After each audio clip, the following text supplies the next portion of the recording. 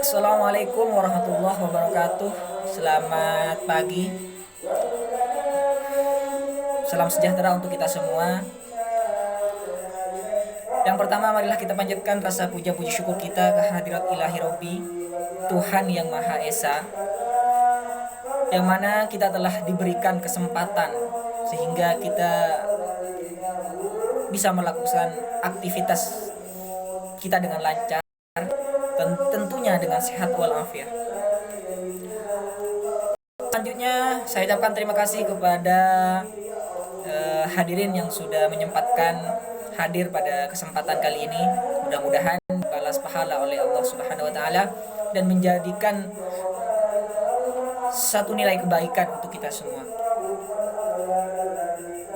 Khususnya saya ucapkan terima kasih kepada Ibu Hilda Hilaliyah selaku pembimbing mata kuliah retorika.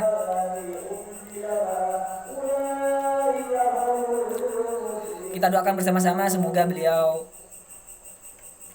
diberikan kesehatan oleh Allah Subhanahu wa taala. Amin amin ya rabbal alamin. Saudara-saudaraku sekalian, bertepatan pada hari yang sangat bersejarah ini ataupun sangat penting ini, yakni memperingati Hari Pendidikan Nasional.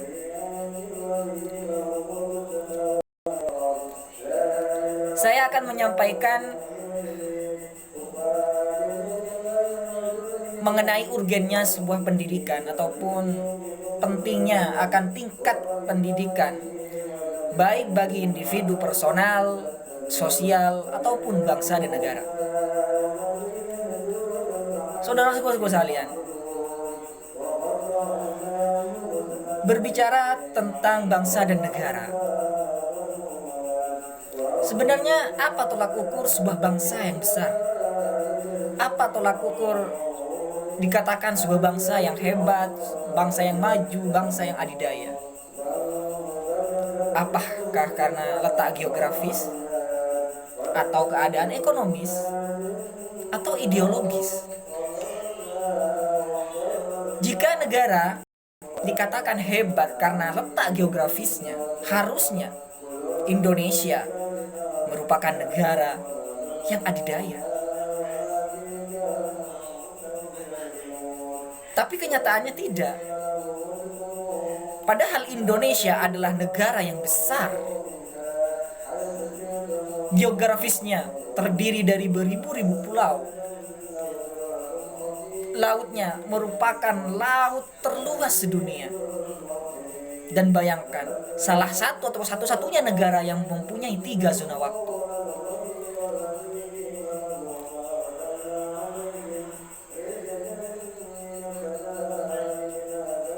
Tapi kita masih jauh dari kata sempurna.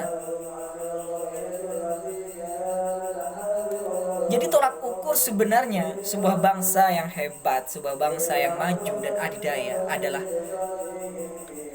tingkat pendidikan rakyatnya di bangsa itu tersebut. Saudara-saudaraku sekalian, coba kita lihat negara Jepang. Pada tahun 45, negaranya porak-poranda oleh bom sekutu. Tapi dalam waktu tidak lama dia bisa bangkit dan sekarang menjadi negara yang produktif, negara yang maju dengan otomotifnya. Kita lihat Korea Selatan, salah satu negara yang dikategorikan negara besar. Dia pernah mendapat penghargaan yang diraih oleh Eropa Barat selama 350 tahun. Dia hanya menorehkan dengan waktu 60 tahun. Bayangkan begitu hebat negara Korea.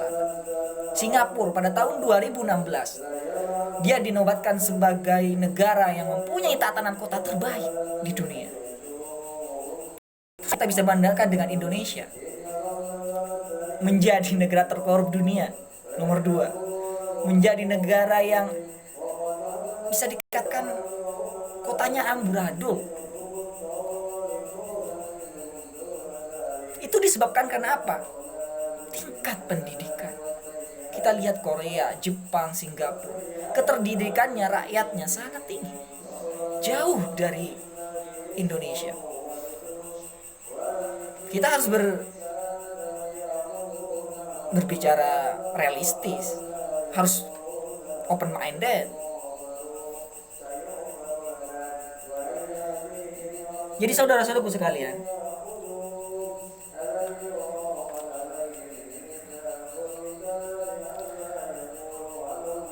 itu pengaruh pendidikan terhadap bangsa dan negara. Bagi personal, individu, negara, pendidikan juga sangat berpengaruh. Jadi bagi individu, pendidikan menjadi tolak ukur sebuah pribadi yang kuat. Dan juga menjadi tolak ukur status sosial seseorang.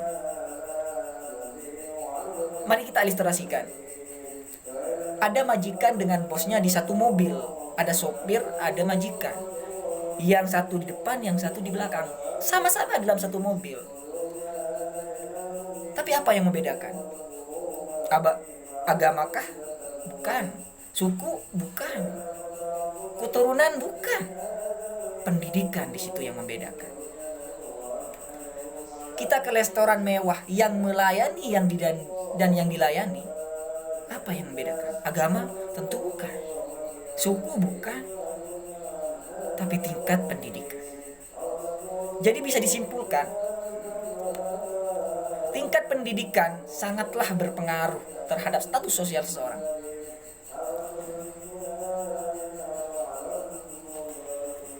Hadirin sekalian, tapi yang banyak salah menafsirkan tentang makna esensi sebuah pendidikan,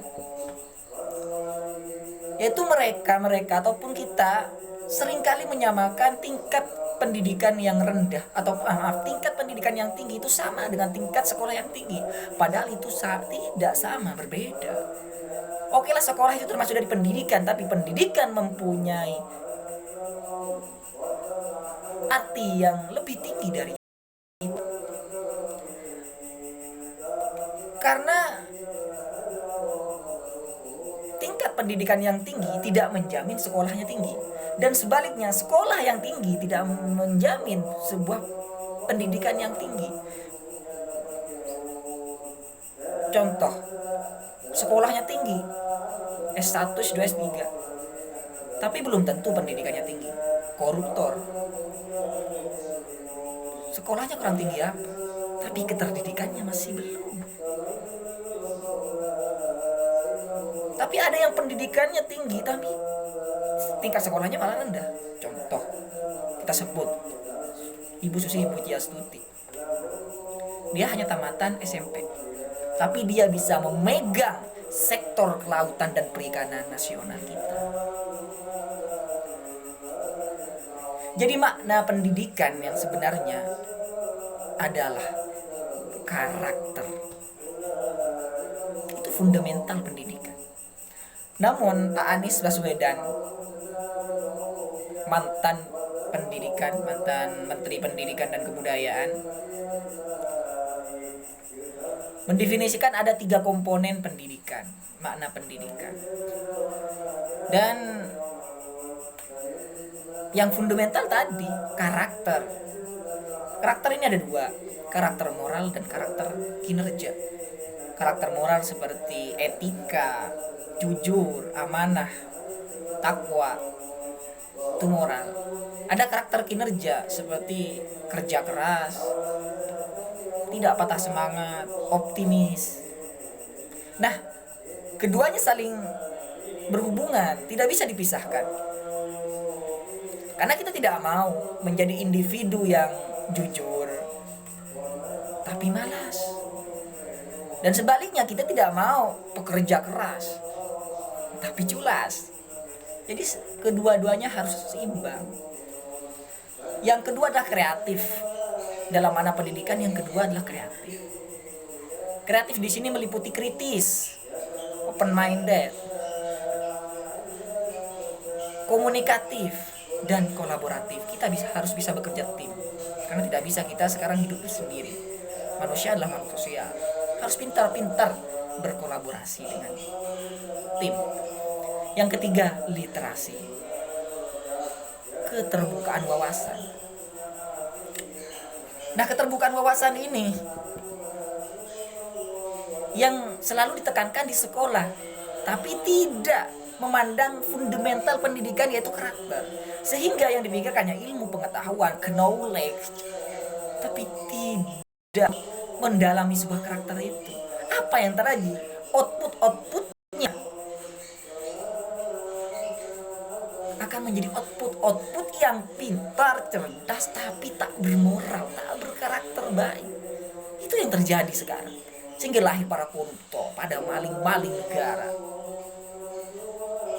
Karena pendidikan kita itu yang sudah mencokok kita hanya tentang literasi saja. Tapi pondasi dasar pendidikannya itu karakter, baik moral dan kinerjanya tidak ditekankan, tidak ditanamkan secara utuh. Saudara-saudaraku sekalian, jadi makna pendidikan itu adalah tiga komponen tersebut. Namun yang paling fundamental adalah karakter. Itulah pentingnya pendidikan, baik individu ataupun sosial dan bahkan bangsa dan negara. Karena bangsa yang besar itu dipengaruhi oleh pendidikan masyarakatnya yang tinggi. Pendidikan masyarakat yang tinggi itu diperoleh oleh individu-individu atau rakyat personal yang mempunyai pendidikan atau keterdidikan yang tinggi juga. Jadi, saudara-saudaraku sekalian, jika kita bertanya apa yang dapat kita lakukan, apa peran kita untuk negara kita, ataupun apa sumbangsi kita untuk negara kita, membuat negara kita lebih maju, apa pengorbanan kita, saya jawab, cukup dengan tingkatkan pendidikan Anda. Karena dengan meningkatkan pendidikan kita, kita sudah menyumbangkan atau berikut serta, ikut peran, andil dalam membangun Indonesia yang lebih maju. Saya Katan Fakih. Terima kasih, semoga bermanfaat. Wassalamualaikum warahmatullahi wabarakatuh.